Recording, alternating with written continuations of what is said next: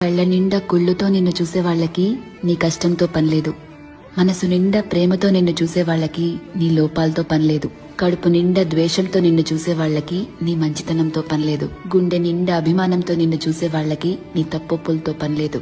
రక్తం నిండా కోపంతో నిన్ను చూసే వాళ్ళకి నీ పశ్చాత్తాపంతో పనిలేదు. వీళ్లే కాదు, నీ చుట్టూ ఉన్న ఇంకో 100 మంది నిన్ను 100 రకాలుగా చూడొచ్చు. వాళ్ళందరూ వాళ్ల లోపల ఉన్న ఎమోషన్తోనే నిన్ను చూస్తారు.